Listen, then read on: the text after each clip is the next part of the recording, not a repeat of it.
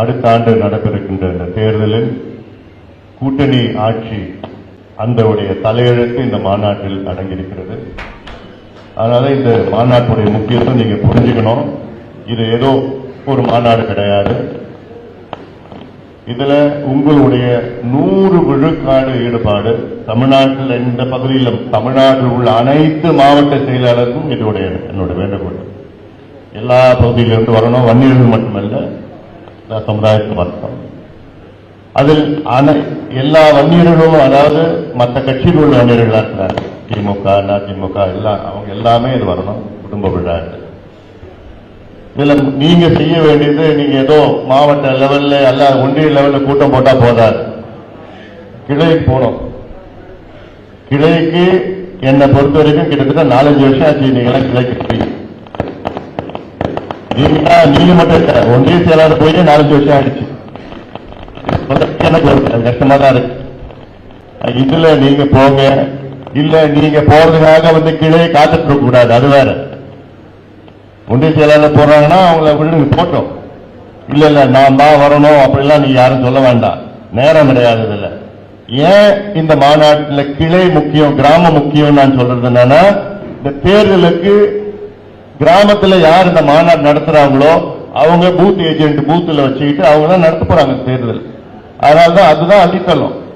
இந்த அடித்தளத்தை இன்னைக்கு நீங்க உருவாக்குறதுக்கு ஒரு பெரிய வாய்ப்பு. பவுண்டேஷன் நீங்க உருவாக்குறது. ஏன்னா அதே ஒரு தொடர்பு இல்லாம, தொடர்பு இல்லை.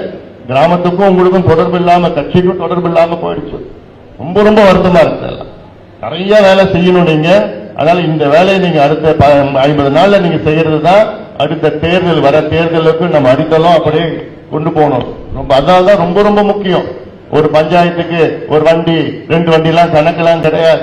சின்ன சின்ன கொட்டா இருந்தாலும் சரி, குக்கிராமம் இருந்தாலும் சரி, ஒவ்வொரு கிராமத்துக்கும் ஒரு பஸ், 2 பஸ், 3 பஸ் இருக்கணும். நீ கணக்கெல்லாம் யார் இருக்கிறாங்களோ அவங்கள பேசி கீசி பண்ணி எல்லாமே மிகப்பெரிய கூட்டம். தமிழ்நாடு இந்த கூட்டத்தை பார்த்திடக்கூடாது. அது உங்களால நிச்சயமா செய்ய முடியும்.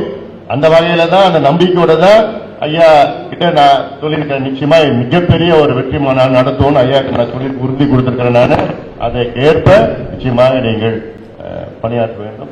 அடுத்தது நம்ம சவுத் ஆப்பிரிக்கா, யூரோப், ஐரோப்பியா இதுலாம் வராங்க, மாநாட்டுக்கு வராங்க. அதனால இதெல்லாம் நீங்க அந்த அளவுக்கு நம்ம கூட்டத்தை காமிக்கணும். அவங்க கிட்ட காமிக்கணும். பாரு, இப்படி இவ்வளவு கூட்டம் இருக்கிறாங்க, இவ்வளவு வண்டிகள் இருக்கிறாங்கன்னு காமிச்சா அவங்களுக்கு ஒரு நம்பிக்கை. இலங்கையிலிருந்து வராங்க, எல்லாமே வரத்துக்கு தயாராக இருக்கிறாங்க. நம்மளுடைய பணத்தை நம்ம காமிக்கிறது அது ஒரு மிகப்பெரிய ஒரு உலக அளவில் ஐயாவுக்கு ஒரு மிகப்பெரிய ஒரு பேரை கொண்டு வரணும் நம்ம. அது உங்க